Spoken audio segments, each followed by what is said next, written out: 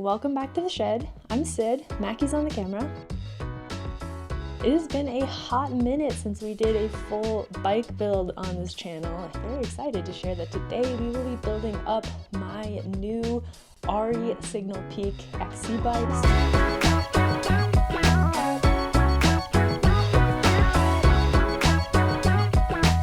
I haven't even seen what color it is yet, so maybe that's the first thing that we should do. If you want to check out the Signal Peak or any of Ari's other offerings, there's a link in the description, or you can go to aribikes.com/Syd and Mackie. You can also use the code Syd and Mackie at checkout if you have added the tubeless upgrade, and that will give you a free tubeless.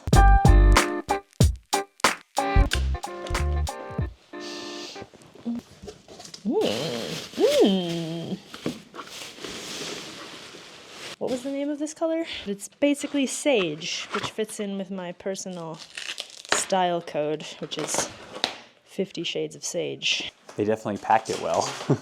It's well protected. It's well protected. All right, take a look at that. It is very light. I think I'm in my like subtle bike color era, you know, compared to the past couple years, but I think this is going to look really sick with our kits, and we'll be getting a gold Fox 34, though we do not have it yet, but just imagine. I have actually been riding the Signal Peak for about a month now. Ari sent us Fazari branded Signal Peaks in March so that we could race them for Moab Rocks. If you don't follow our other channel, head over there, watch the race videos. It was a lot of fun. We are just going to pull everything that is on the Fazari frame, which is over here, and put it on this bike. That means we will not be doing certain onerous bike building tasks like cutting down the fork, measuring lines, cable, housing, distances. All of that is already done. That should make this bike build quite a bit easier. If you do want to watch a bike build video where we do everything from scratch, we have quite a few of those. One of the things that'll be really nice is that you already have your saddle in the position that you want and your cockpit in the position that you want, because those are two things that just take a lot of time after the build, and now we don't have to worry about that. So Mackie and I are going to combine forces and really quickly pull everything off of the Fazari Signal Peak just to make this go a little smoother. All right, we have stripped down the Fazari bike. It is naked. Naked. Really, the only thing we seriously had to take apart was the rear brake. We had to cut the rear brake line, losing as little hose as possible, and we've got it here in the vise upright so that we're going to lose as little fluid as possible. We will still obviously need to do a bleed. Something I'm really happy about is the seat height will stay the same. Is it a 4 or is it a 5? Good guess. Good guess. You can tell this bike is light because I'm holding it. It's like one finger. There it is. You have to get it to come out the side. This is the Fox SL dropper post, which I'd say I'm a little less used to working on. Very light, very fast, makes a very satisfying bonk noise when you put it up, which I like. I would say these days most frames, if you get a frame and it has internal cable routing, it will come with these handy dandy little things. Maybe not all of them. If it doesn't, send it back and get an Ari. The one thing to note on this frame is that this does not have full internal cable runs. So the cables are all inside here. And so they provide these, like they've run them for you so you can use them as guides. Mackie built up his Signal Peak and he decided to just pull this out. I pulled out the dropper post one and then I regretted it later. So we're not going to do that. We're going to run the cable, and then we can run the housing, which we'll measure from the other housing, back through the other end later. I'm going to need some carbon prep. Can you hold this for a second? What are you doing over there? I mean, I guess is there a right and wrong to which side this is on? You know, I Googled it the last time because I was wondering, and they do say that it should be opposite the hole in the frame. That was my instinct as well, that was backwards, but I didn't really have the facts. Okay, why is this so? So if it's hard, it means the angle of the frame is not right. So right now the back needs to come up more. No, other direction. I think that's good. I wouldn't worry about it because we'll have to make it straight and stuff anyway. Straight schmate. Okay, so our first little task here is gonna be installing an Enduro Bearings MaxHit headset. So a couple of reasons for doing this. We have a step-by-step install video, which we will put a link to up here. But basically the bearings are integrated into the headset cups, which has a couple advantages, but mostly it just means bigger balls. Because the balls are bigger, there's more surface area, they can handle bigger loads.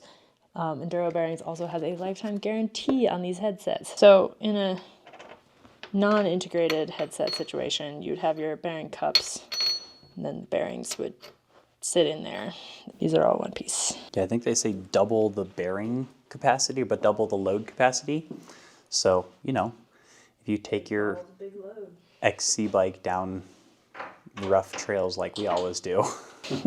I would never. So this means I get to use my third favorite tool after the pokey tool and the teeny weeny torque wrench. Fourth, you forgot the chain install remove tool. Crap. Okay, fourth favorite tool.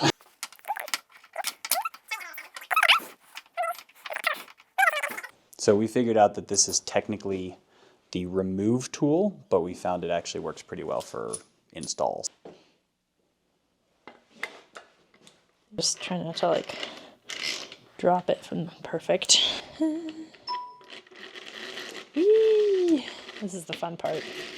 As you tighten, it should hopefully flatten out, and that's what we're watching for. So you'll be watching down below. Okay, so you can see it's not pressing in totally straight, but that's okay, because now as she's getting tighter, it's straightening out. Yeah, now it's looking good. That's good. And now you can loosen it a little bit, and then we'll rotate this 90 degrees, and now do it again. Just another little tighten. Double check. Okay, we'll just send it and see what happens. Now it's going in like butter. Beautiful. What do you want to do now? Probably bottom bracket. Do we need more grease? Do a dot in there just because it helps keep that steel from falling off. Yeah, nobody likes a creaky seal. Remember that time we were riding up tent rocks? And I was like, what is that weird high-pitched squeaking noise? And I like thought for sure it was some government something or other. And then we realized it stopped whenever Mackie stopped pedaling. We'll put a little grease here too on the threads. This was like a revelation to me when I learned that you don't have to put the grease everywhere because the threads turn. If it's not screwing in easily, it's cross-threaded. Just had a little grit on there, which is making Here, let's do this part also just to make sure we don't have any grit in there either. It was making me stressed. I wasn't actually cross-threading it, but something that you really don't want to ever do. The point being, err on the side of caution, especially when it comes to your bottom bracket. Err on the side of caution and cleanliness. So this is one that for you should basically do as tight as you can. I'm scared. You will not over tighten it. You can do it. That's Cool, what I'm getting. great, that's great. We're gonna deal with this guy, which is our shifter housing, before we put the cranks on, which seems like that might just make our lives easier. Yeah. Okay.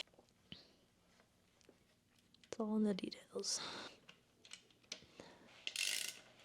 All right, we got a little bit of cable that I cut off the old cable, which will hopefully help these two puppies to stay together. The key with doing your cable like this is you gotta push, you can't pull. It's not gonna be attached enough to pull. We realized we were dumb and there's really no need to do that for this section. So we're just gonna skip that and then go back to this process. Alrighty, I've really made this more difficult than it needed to be. Okay, slow. Come back a little bit. Go, okay. Good job. We'll put a link to our cable housing, internal cable routing disaster video. I think this is going to be a disaster, but... Cable or no? No, because... You don't want to stick a cable in there. Yeah. Okay, stop pulling. It was a little touch and go there for a second, but we got it. It turns out that not putting your Pulling that a little bit. Not putting your fork in, there's actually a benefit because we were able to see it inside the headset. We're not gonna really crank down anything here because once we get that rotor in there, gotta get it all centered and crap. All right, now we can do the cranks. Spacers? So there is a spacer, this spacer, that you need on the non-drive side, and then you need to make sure that your seal, your bearing seal is on the drive side. So if you're transferring parts from an old bike to a new bike, it's worth just cleaning everything. You're just not introducing junk and grunk and crunchy noises to grunk, yes, it's the official term, to the system. Whee! Okay, that was probably excessive. So this is one that I would probably smear around the points that the bearing are gonna touch. So it's gonna be there and like right around there, yeah. Mackie had help from Lo and Joe's dog Rita for his bike build, but alas, they're not here anymore. However, Rita leaves her hair everywhere. And then the seal, yeah, that way. Hot tip for putting on your cranks, make sure they're at 180 degrees from one another. So I'd use the end of it probably just to try to get it started. There we go. Now I can see this gap getting smaller. So that I can go to the big boy side. Yes. This is one that you're supposed to crank to like 50 Newton meters, which is ridiculously Literally, tight. like, beyond my capabilities. Yeah, it's very hard. All right, your turn. You know, we're going to tighten those later because it's way easier to do when it's on the ground with wheels on. You're going to remember? Yeah. First thing is clean off the fork and re-grease it. Greasy grease here? Yep. We'll grease around the bottom. Was one of these on top? Of course, I never remember No. that. Okay, so we didn't have anything on top? Correct. Beautiful, and GPS mount is, I just saw it. Now, of course, I've lost the 5 mil. But we'll go ahead and tighten these so they don't fall out. That has to come out. Good. Okay, now put it on my mouth. Just don't choke on it. Whoa. The back is the hard part. Oh, damn. It's fine. We're good. No scratches. Shocks are such a pain in the tuchus, but we love them. Up a little bit. So you have to push the shot. There we go. Now forward a little bit. There we go. Nice. Brilliant. Ah! Stay. There it is. Nice. Okay. Looking like a bike now. I know, it looks good. Yeah.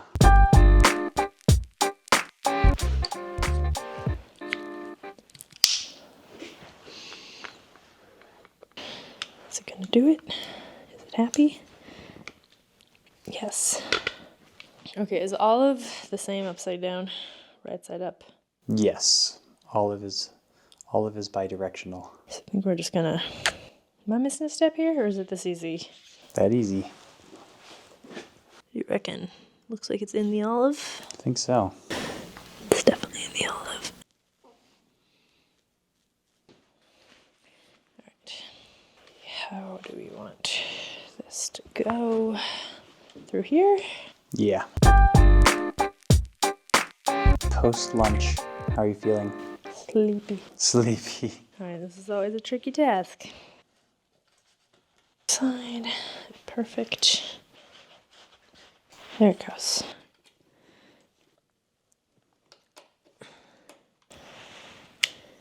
Okay. I feel like we get a lot of questions about this lockout thing. Oh, yeah. It is called the DropLock. We like it because doesn't sit on, whoops, I'm in the wrong thing again. It doesn't sit on top of your handlebars like a lot of lockouts. Yeah, it's a combo dropper and lockout. Calm down, you'll have your moment.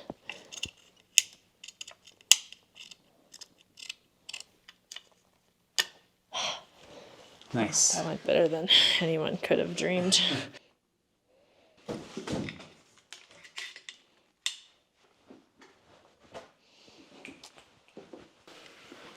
Did we do good? Did good.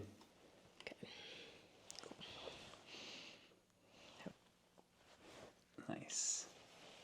With this lockout, there's no barrel adjuster.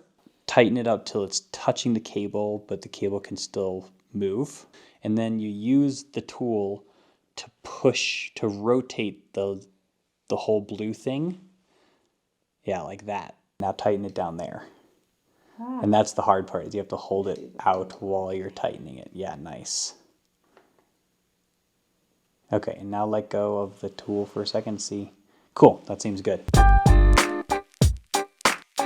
What do people need to remember about chains and installing them? Numbers go out, or your letters, or whatever's going on. Okay, so I just had that completely wrong. It's just really hard to do without it when you're used to doing it with a I'm afraid wheel this on. is just one of those things that I also just do and then like see if it looks right. Pop that over here. That doesn't look right. That's just because there's no cassette. Nope, there's a reason. It needs to go in here. There we go. And if you are connecting your chain and your bike is fully assembled, there's a very easy way to do this by just pedaling your quick link, that's what it's called, on. But I'm just going to use the tool. Third favorite tool. This one's number 3. Nice. So tell us about your wheels.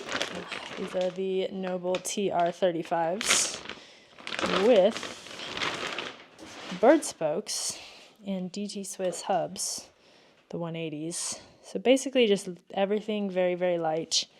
These are not the lightest, narrowest rims. That's just because I like the feel of a slightly wider rim. We also run 2.4 tires all the time. Yeah, which feel very good on the wide. Also, these are the Generation 2 Noble rims. So they've basically made them stronger without sacrificing or without making them heavier. Oh, so these are actually different They are than the blue set. They are stronger without being heavier. Well, that was great news. Okay, after a little bit of agonizing, I think we were going to go light. We were going to see how we do with that. We try to not ride like a monster truck. So you are going Aspen team spec on the front, Aspen ST team spec on the back. So we raced these tires once. Admittedly, it was for 6 hours. They look in perfect condition so far. Rotors. Syd has been known to purposely put the logo like 10 degrees off. It's called rage bait. I'm gonna pop the valve core out. Maybe Mackie, you want to take a minute to show everyone your new air compressor setup. Oh yeah. So our air compressor, if you remember from old videos, used to live under there. So air compressor is now outside in the shed underneath our deck, and we have an access point right here, and then air lines that run all the way over, and then we have another beautiful access point right here for filling up our tires as we're leaving. It's like really not on the bead at all, but we'll just see. Yeah. Miracles of air compressors. Yeah. No. Yep. Oh. Better actually. That was really satisfying. Is that everybody? Nope. There it goes. All right, now everybody is to the party. And I forgot that I took the valve core out. If there's one thing I'm really good at, it's putting on tires, I will say. We just do that a lot. I say while I let all the air out.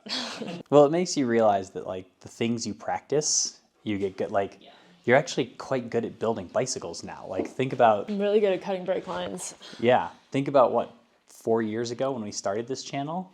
Like you have improved so really much. Crap at undoing tiny bolts. I feel like I should paint my spokes in like camo pattern to go with this bike. Nice. Or get camo decals on it. Yeah, I bet Noble would do that for you. Isn't it crazy how like you can actually feel the difference, the casing difference in that? Not from the one that you just did, but just in general. Yeah, it is real soft. They're real pliable. Basically, sort of a perennial problem with inserts is honestly with just tire sealant in general, is the gumming up of the valve stem. But with an insert, it can basically gum up to the point where it's stuck up against the insert. There's sealant in there and you cannot put air in your tire. So the insert can touch the top and air can still come out the sides. Whereas if you look at this one, if the insert is pushing against the top, it can block the hole. So we had a question recently, which I thought was a good question, which is, can you plug a tire if you have an insert? And like, in theory, yes. I feel like we definitely have. I don't know if we have in a race setting. I think the issue is often when you have an insert, it's because you sliced something monstrous in the side of your tire. Because you're not going to get those itty bitty pinch flats with an insert. So these Vittoria Airliner Lights, very light weight. 50 grams a piece. The hard part.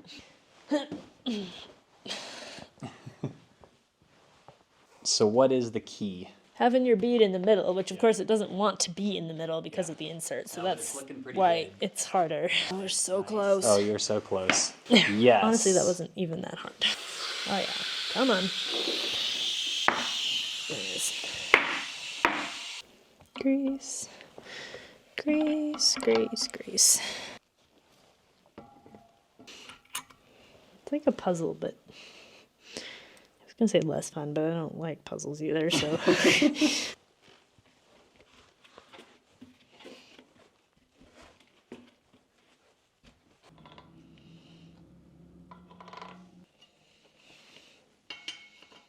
So you explain why we grease there, and then where you're putting the grease here?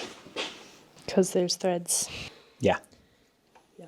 But then on here, like... You don't want it to go creaky creak. Exactly. So most of the time you grease things that move against each other. This is an example of, like, that rotor is not moving against the hub, but we grease it because, like, there's so much force on it and you don't want the interface to creak. The other grease, like Syd said, is because there are threads. That you might one day want to unthread. Yes, exactly.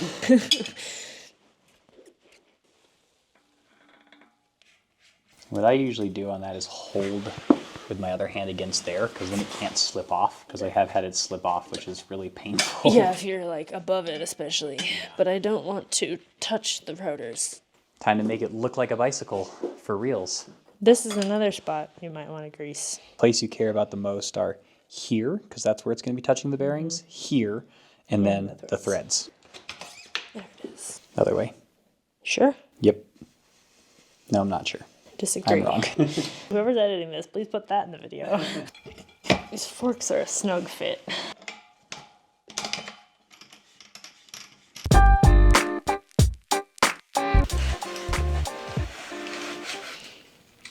Okay. Might need your help. Now, if you go ahead and pull a little feed. All right. I didn't think that was going to work, to be honest. I thought I was just going to end up with heaps of electrical tape stuck in my bike.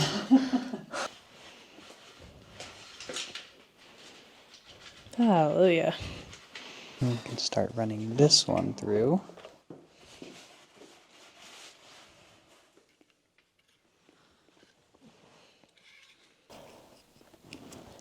Never seemed to manage to get this tight enough on the first go, but see how we did. Oi. Need a little more than that just to make it easier to get the cable end on. It's adding weight, Maggie. Just trying to slow me down. That's right. I scared. Oops. Got a little over enthusiastic with the pinchy side there. Well, the end of that. Let's try another one. So what I usually do is use the flat part to crush the thickest part of it. Yeah, that way it stays on while you do the other stuff. Yeah. So we are almost done with this bike build. We are going to really quickly pop on these cover widget things, get the bottle cages on, and make sure everything is lined up and straight, and do a torque check on all the suspension bolts and all the other little bolts as well. Then we're going to center brakes and adjust the shifting and make sure everything is ready to go. And then a quick lever bleed on the rear brake.